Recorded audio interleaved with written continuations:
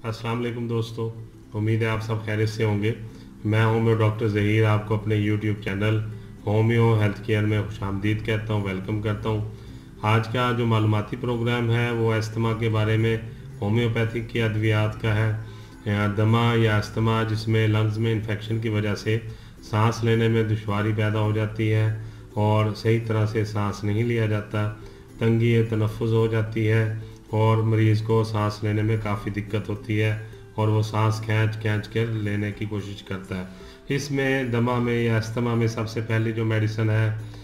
वो एपिकॉक है। ये दवा दमा के लिए बहुत ज़्यादा ज़बरदस्त और उम्दा मेडिसिन है होम्योपैथिक की, खुसूसन जब मरीज़ की तशन्नुजी कैफियत हो, जबकि छाती पर बहुत ज़्यादा बोझ और शदीद इज़्तिराबियत महसूस करता हो मरीज़, अचानक फेफड़ों में खरखराहट की आवाज़ें पैदा हो जाएं, सांस लेने में दुश्वारी हो, सांस की घुटन हो, ख़तरनाक हद तक सांस जो है वो घुट जाए और मरीज़ को सांस लेने में दिक्कत पैदा हो, तो ऐसी सूरत में जो एपिकॉक है बहुत ही अच्छी मेडिसिन है। इसे देने से काफ़ी ज़्यादा फ़ायदा होता है। और इसी तरह जब हरकत करने पर तकलीफ़ में इजाफ़ा महसूस हो मरीज़ को, खांसी के साथ सीने में तकलीफ़ हो और फिर खांसी करते करते मरीज़ को कै आ जाए, उल्टी आ जाए और खांसी मुसलसल रहती हो और कुछ देर के लिए रुकने के बाद फिर खांसी के जो है बार बार अटैक्स होते हों, छाती ऐसे महसूस हो जैसे उसमें रेशा या बलगम भरा हुआ है और लेकिन खारिज नहीं हो रहा, मरीज़ बहुत ज़्यादा कोशिश करने के बावजूद जो रेशा और बलगम है उसे बाहर नहीं निकाल पाता और टांगों पर, ख़ासकर पैरों पे और टांगों पे उसको ठंडे पसीने आते हों, तो फिर एपिकॉक जो है ये 3x में, 1x में या फिर 30 पोटेंसी में मरीज़ को देने से इंशाअल्लाह ताला ये जो कैफियत हैं ये ठीक हो जाती हैं। दमे का जो है मसला वो आहिस्ता आहिस्ता ख़त्म हो जाता है, हल हो जाता है और जो रेशा है सीने में जमा हुआ, जहाँ बलगम वगैरह है जो नहीं निकल रही वो भी निकलना शुरू हो जाती है और इस तरह से मरीज़ के सांस की जो तंगी है वो भी ठीक हो जाती है।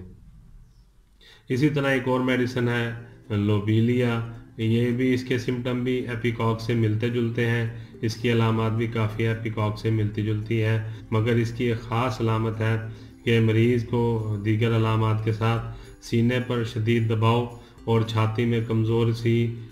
सनसनाहट जो मैदे के बालाई हिस्से से पैदा होती है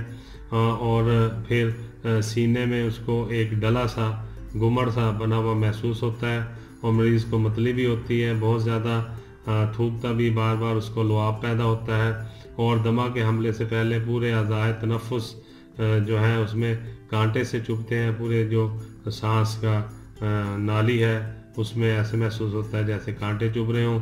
और इसी तरह ये दवा ख़ास तौर पर हवा की नालियों को मुतासर होने और सेप्टिक जो दमा है उसमें बहुत ज़्यादा कारगर है लोबीलिया। और इसी तरह दर्द की मरीज़ को जो लहरें उठती हैं उनकी कनपटी से फिर दूसरी कनपटी तक पेशानी के ऊपर से होकर गुज़रती हुई महसूस होती है, लेकिन हरकत करने से मरीज़ की तकलीफ़ कम होती है। दर्द की एक लहर कनपटी से दूसरी कनपटी तक जाती है और पूरी पेशानी को अपनी लपेट में ले लेती है। इसकी एक और वाज़ेह अलामत ये है कि कमर में शदीद दर्द महसूस होता है जो पुश्त के आखिरी हिस्से में रीढ़ की हड्डी के अंदर महसूस होता है। तो ये अगर ऐसी कैफियत हों और कै आने पर दमे का हमला जो है वो कम हो जाता है, शिद्दत कम हो जाती है, मरीज़ को सांस बेहतर तरीके से आने लगता है, तो फिर लोबीलिया जो है 30 पोटेंसी में देने से इंशाअल्लाह ताला जो दमे का जो मसला है मैंने आपको जो बताया, जो अलामात भी बताई हैं, तो ये इससे ठीक हो जाता है। इसी तरह तीसरी मेडिसिन है आर्सेनिकम एल्बम भी उस वक़्त हम मरीज़ को देते हैं, इसकी भी काफ़ी अलामात एपिकॉक से मुशाबत रखती हैं, लेकिन आर्सेनिक के मरीज़ का जो दमा है उसका दौरा